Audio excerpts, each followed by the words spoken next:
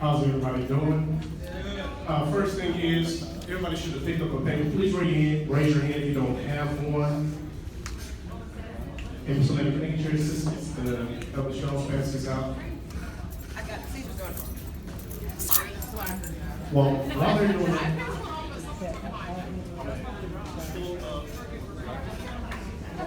while they're passing that off, I'm going to go over something else.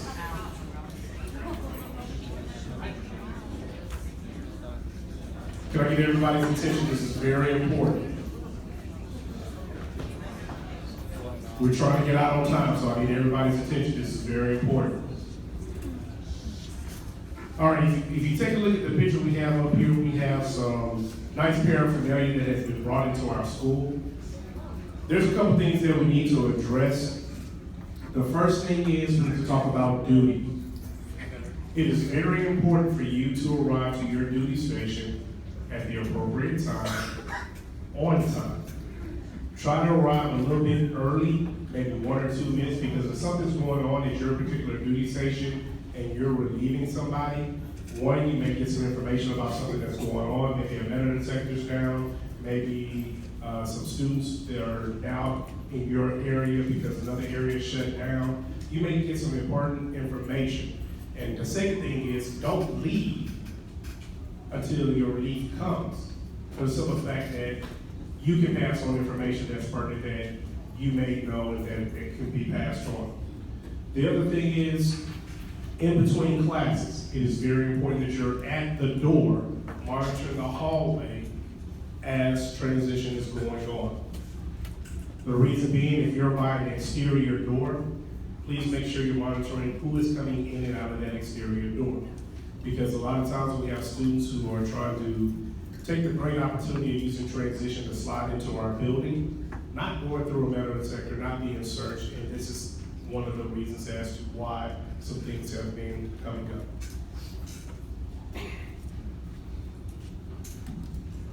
Here's an item that has made its way into our school. Okay? Once again, this is part of the reason why everybody needs to go through the metal detector. It's very important that we're making sure that everybody is going through the proper door. If you see somebody coming through an exterior door, send them around. Okay, we're the adults, we're the ones that want to make sure that everybody is safe on our campus. So please make sure that you're doing that as such. This is the item as such. Now the last one. Nice little pill. But what do you notice that pill's wrapped in? Corridor pass. What do you notice about that corridor pass? It is blank. So as you're coming to get corridor passes, one, you need to make sure that all students have a corridor pass that's in the corridor. We like all the nice little cute items that you have for hall passes, but we need to make sure that we're using corridor passes.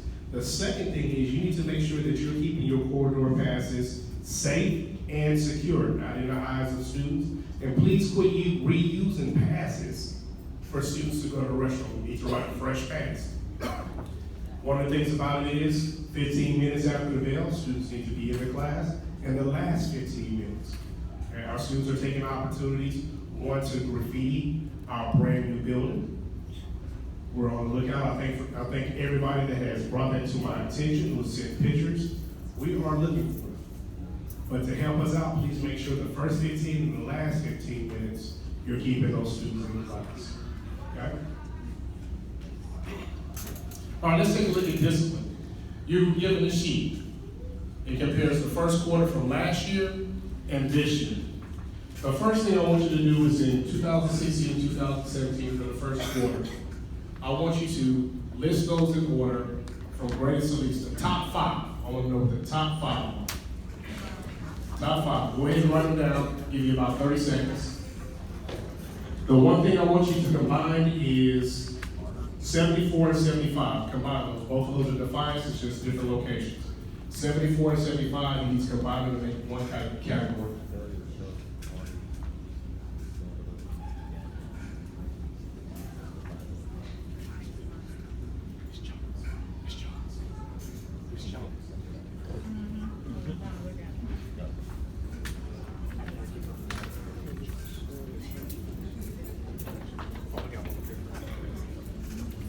All right.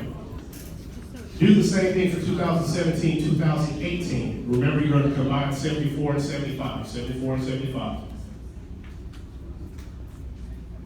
Top five, top five.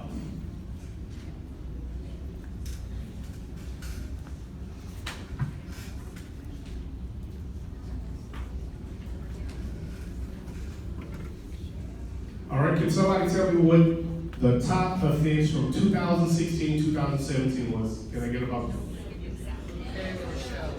Failure to show. Can anybody tell me what that could possibly come from last year? So if you weren't here last year, come late statement. Ah, yes. All right. Now, notice what happens the following year. What happened to it? What happened with failure to show? Goes way down. Goes way down. Why? No come late statement. Okay. Now, what was our second issue last year, 2016, 2017? Targets. Okay. Then what happened the following year? Way down. Went way down. Can anybody tell me why targets have kind of went down some? You're not buying them. Come again, Caesar, say the call. Oh, what you do? Yeah. Cause somebody ain't counting them. Here's the thing, we need to make sure, I know Mr. Lehman would appreciate this, we need to be taking accurate attendance. If a student is coming in late, you need to mark them late. And attendance is very important. Okay, if a student comes late to your class with a pass and they're late, you need to change it from absent to tardy. Okay, that's very important, especially during second period, because that's our accountability period. Now last year, what was our third one? Yes, ma'am. We used to have, if they're more than 20 minutes late, that they were absent. Correct. And then we got, I don't know if we still. That's still the same. Okay. Excellent point. She was saying if a student is more than 20 minutes late to class, they're counted absent. That is still in place, yes. But a lot of times that's not the case. Like a student will come in maybe 7, 8 minutes, and they're just counting absent. Like, no, you're too long. You need to go by what the state says, and that's 20 minutes. If they're within that 20 minutes, they're still targeted. If they're showing up an hour late, can we just? Hour late, that shouldn't even be in class. We should be in the next class by then. I've had students showing up the first period an hour late, and they come up to me with no pass, I send them down back to the front office. You need to send like an email, so now that person probably has gotten into the building. That's probably one of those wonderful students who's gotten into the building. Now they're rolling the building. That's one of those things that we need to monitor. But what's the third thing from 2016, 2017? What was that? Skipping. Now what's happening this year? It's our number one. But look at the counts. It's a little bit higher, but it's our number one. Can anybody tell me what possibly is that issue? What are we doing wrong?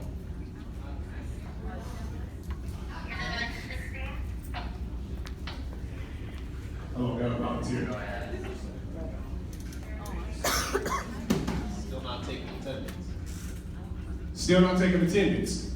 Okay, we gotta take attendance, but for the simple fact of the matter is, if a student is skipping, a lot of times when we're in our office, we're dealing with a student and, where's Ms. Giannola? Ms. Giannola, is she in here? Oh, sorry. She's skipping, and you should check her attendance. Did she sign in? Okay. No, but seriously, she's real good with writing up students that are skipping, but the thing about it is, if you don't take proper attendance and we have a student in our office, that person could have been gone all day, but we only see that they're absent second period, then fourth period, and that doesn't give us an accurate attendance form to say, okay, when the parent comes in and we're going over attendance, we're setting up attendance contracts. Well, why is this person short? And the parents ask Mr. Nathan, where's the third period? Where's the fourth period attendance? It shows absence first, second, third, then fifth. And then we don't have anything but to go by the attendance. Like the student was roaming the building all day and decided I'm going to lunch. Or the person was here all day but didn't decide to, or absent all day and decided to go to third period because we didn't even take attendance third period. So it's very important that we're doing that as such, okay? Then what's the next one? For 2016, 2017? Electronic devices. What's the situation for this year? What is it now? Our second one. Here is the issue. And this came up in the discipline committee. We'll talk about the discipline committee in just a moment. Everybody knows the cell phone policy. From the moment students walk into the building to the final bell, their cell phones need to be off in the way, unless in use for what? Instructional purposes. There's been a lot of times we walk in classrooms, students are listening to music on their own electronic device. That's not an educational purpose. We also have walk into rooms and we see students who have phones plugged up into the wall. Okay? Their phones need to be off in a way. Because what ends up happening is one teacher allows them to do that, and when they go to the next teacher and that teacher's like, no, those cell phones need to be away, it creates an issue. We all need to be doing the same thing and following the same policy as such. And please make sure if you're allowing students to use their phone, it is for instructional purposes.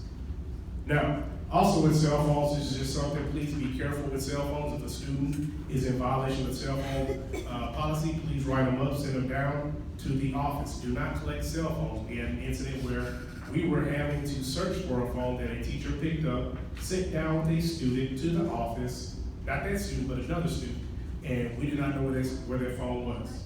Okay? Please understand phones are expensive. I'm not sure how much this new iPhone costs. It's almost like $1,000. A lot of our students have that. They can't bring a pencil to class. We understand that. But please understand, we want to make sure that the school is not responsible.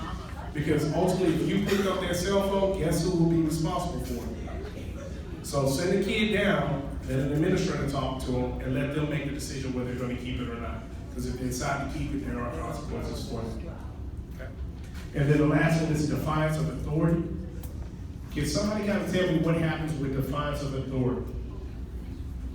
What's the issue? Why we have a lot of defiance of authority?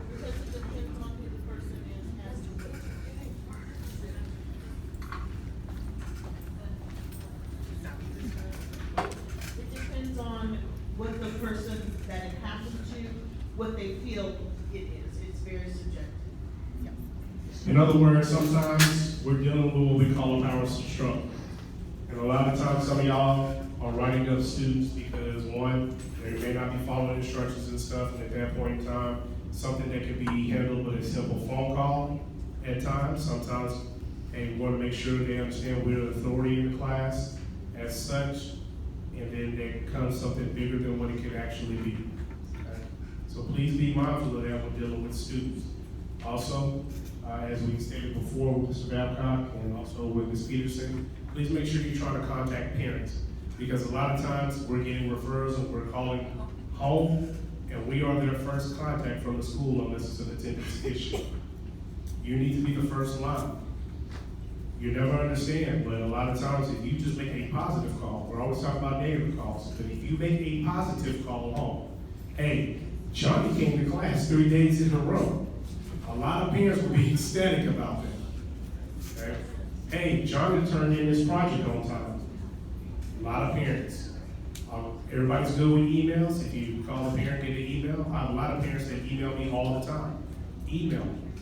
If they just hear something good from you, a lot of times you'll see a little difference as well. Ms. Jones. Ms. Jones is going to come up here real quick to introduce our wonderful discipline committee.